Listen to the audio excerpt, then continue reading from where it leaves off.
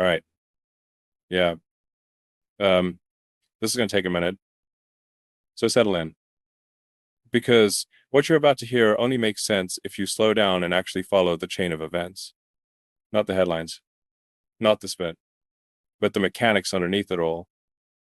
This entire story starts with something that, on the surface, sounded almost laughable.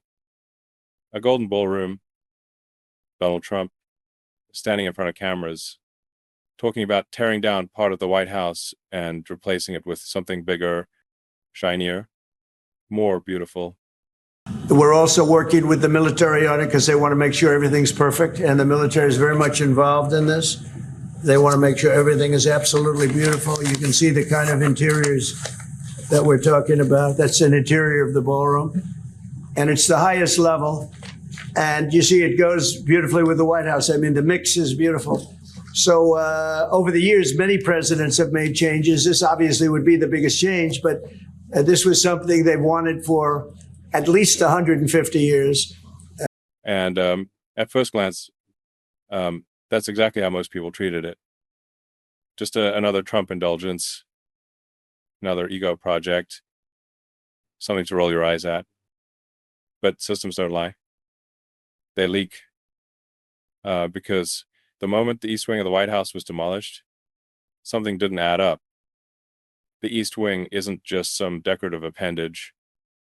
Beneath it sat one of the most sensitive pieces of U.S. national security infrastructure in existence, the Presidential Emergency Operations Center, a bunker built under Franklin D. Roosevelt during World War II, reinforced repeatedly during the Cold War, designed to survive catastrophic scenarios, including nuclear attack. This isn't theory. This is public record. You can find it in government histories, in declassified documents, in reporting that dates back decades. You've seen it before, even if you didn't realize it. After 9/11, those images of Dick Cheney in a hardened underground room, secure communications, thick walls, limited access. That was this space under the East Wing. So when the East Wing gets torn down, the question isn't why build a ballroom. The question is what happens to the bunker. Fast forward to what happened in federal court. Trump's own Department of Justice, standing before Judge Leon, made an argument that stopped everyone paying attention cold. They said they could not halt construction related to the Golden Ballroom because of national security reasons.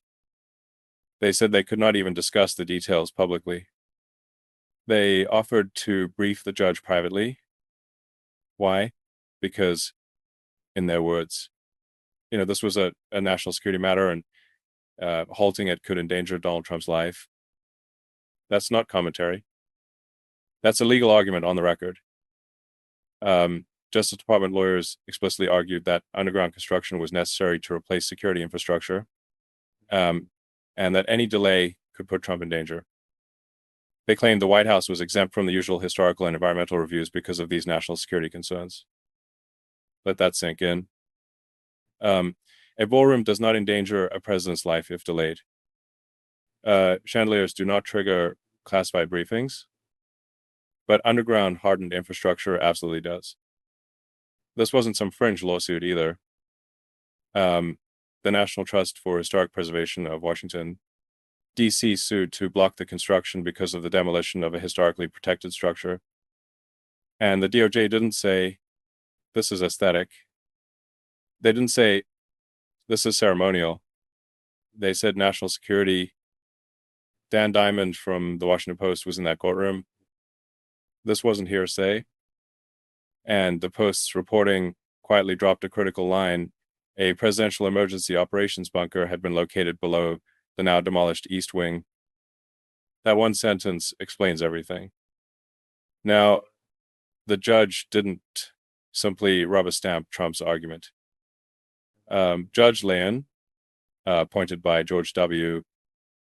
Bush, issued a nuanced response. He said, essentially, if there is legitimate national security work related to a bunker, that may continue. But if that work impacts the Golden Ballroom, or if the ballroom is being used as a pretext for the bunker, he will shut it down. And if he later finds the two projects are connected, he will order it stopped and potentially torn out. That matters, because it means the court itself recognizes the possibility that the ballroom is a cover, not the objective. The White House responded carefully. They claimed the bunker and the ballroom were totally unrelated, separate projects, nothing to worry about. They added that the ballroom wouldn't be finished until 2028 anyway, making the lawsuit moot. They promised to submit construction plans to the appropriate agencies. The judge basically said, fine, I'm going to hold you to that. Come back in 2 weeks. Prove it. This wasn't a win. It was a pause. Now zoom out further. On October 22nd, 2025, Trump publicly said the military was deeply involved in the Ballroom project. CBS News reported, almost as an aside, that the White House military office was handling renovations of the bunker known as the President's Emergency Operations Center. That line barely made a ripple, but it's the story. The rest is noise. Are going to go without their first full paychecks, federal workers. By the way, a friend of mine, talking about donors, a friend of mine, a man that's great. I'm not going to use his name unless he lets me do it. Susie can tell you about this, but he called us the other day and he said, I'd like to contribute any shortfall you have because of the Democrat shutdown. I'd like to personally contribute any shortfall you have with the military, because I love the military and I love the country, and any shortfall, if there's a shortfall, I'll contribute it. And today he sent us a check for $130 million. Do you share who that is? I would love to tell you he doesn't really want the recognition, if you want to know the truth, but he gave us a check for $130 million, And that's going to go to which was sort of a shortfall, yeah. And no, it's going to go to the military, yeah. And what's your message? Is that the correct number? $130 million. That's what I call. Ask yourself a simple question. What kind of construction absorbs $130 million quietly, quickly, and with minimal public accounting?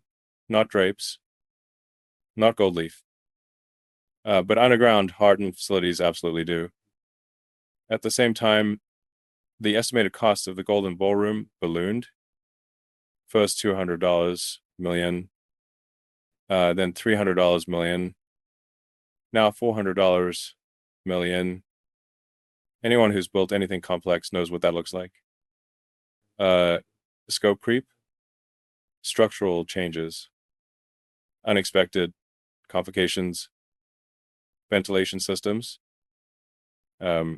reinforced foundations, blast resistance, redundant power, secure communications, all the boring, expensive stuff you never see in the glossy renderings. And here's where history stops being a metaphor and starts being a warning label. Authoritarian leaders don't innovate psychologically.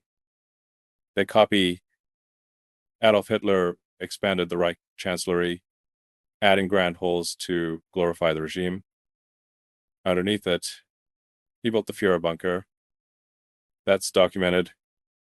Photos exist. Plans exist. The bunker mattered more than the ballroom. Napoleon commissioned the Arc de Triomphe as a symbol of dominance and permanence. He was eventually exiled. The monument outlived him, but didn't save him. Trump has openly talked about building a triumphal arch near Arlington Cemetery, bigger than the one in Paris. It's going to be unbelievable happening. Should I announce it or should I keep it quiet? I put Vince in charge of the triumphal arc. We're building an arc like the Arc de Triomphe, and we're building it by the Arlington Bridge, the Arlington Cemetery, opposite the Lincoln Memorial. You could say Jefferson, Washington, everything, because they're all right there. And it's something that is so special. It will be like the one in in Paris, but to be honest with you, it blows it away in every way. And Vince came in one day and his eyes were teeming. I mean, he couldn't believe how beautiful it was. He saw it. This isn't subtle symbolism. It's textbook. Above ground, monuments to ego. Below ground, insurance against accountability. Put all of it together. The demolition, the military involvement, the donor money, the exploding costs, the DOJ's own words, the historical parallels, the reporting from outlets like the Washington Post and CBS, the documented existence of the bunker itself. This isn't speculation anymore. It's synthesis. And the uncomfortable truth is this: when a leader starts prioritizing bunkers over transparency, secrecy over process, and personal safety over democratic norms, you're not looking at architecture. You're looking at psychology. So yeah, think about that. If this analysis made sense to you, if you care about following the evidence instead of the noise, make sure you're subscribed. Double check it. Support independent journalism. Share this with someone who still thinks this is just about a ballroom. And keep asking the questions they don't want you to ask.